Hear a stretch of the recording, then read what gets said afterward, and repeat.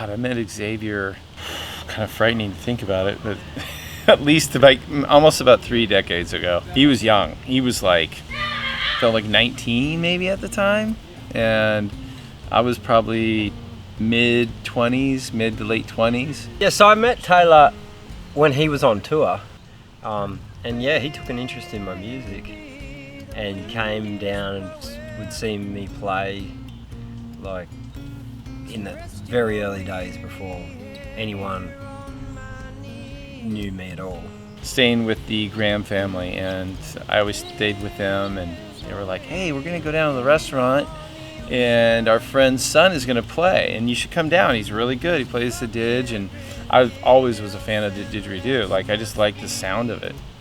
So I was like, wow, if he plays the didge, and that'll be worth listening to, you know? I used to work at a cafe called Surf Rider Cafe, so I was the dish pig there.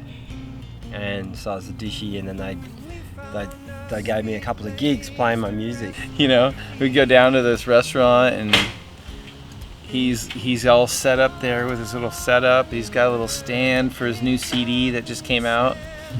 And I just remember watching this kid, and I was like, oh my God, man, this guy is so talented.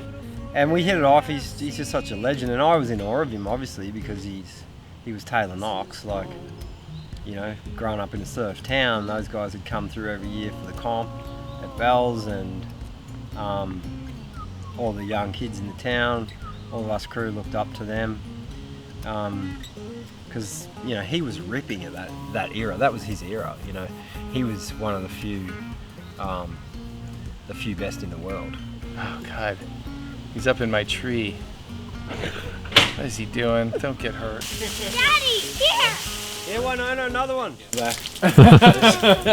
After seeing him play, every year I came back, I'd always ask how he's doing, and see, he started touring around. I got to see him play.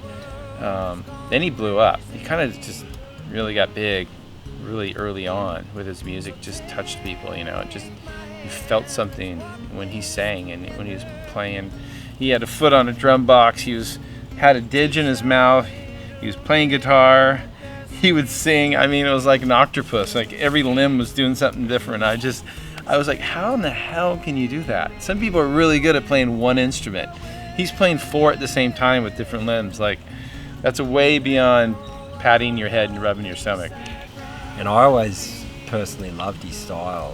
He's just such an amazing surfer. He just dances with the wave. He's just such a, these days, I don't know, you don't seem to see as much of that power surfing where it's just huge carves, really precise, really stylish with his double-handed laybacks and he's just a legend. And so we've maintained this friendship. We've done trips together and hung out together, and I was just always a fan, and we always connected really well as people.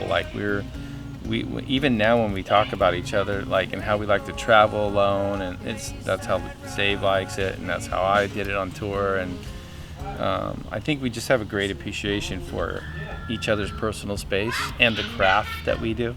How would I explain Xavier? He's super happy and nice.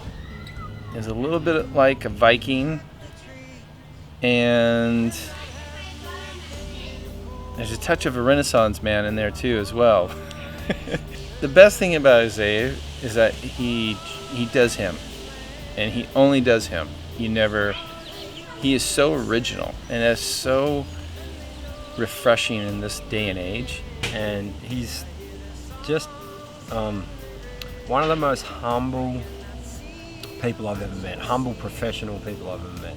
He's top of his game at what he does, but he has time for everyone. He's super humble. He never has a bad word to say about anyone. He's just he really is kind of an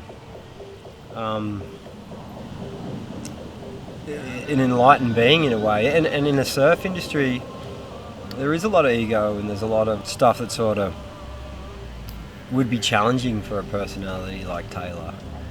You can see why he did battle with that side of the industry over the years, because he's such kind of he's a deep thinker, and he's someone who wants to find that kind of spiritual zen amongst the world that he lives in. And he seems to have achieved it now, and he's become a real icon for men's health, and people really look up to him in that world.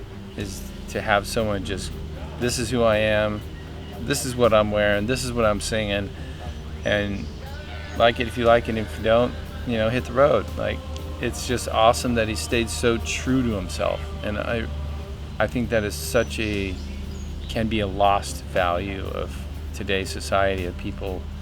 They get in comparison mode, they look at other people, what other people are doing or have, and you never get that from Xav. He's just a salt of the earth kind of guy.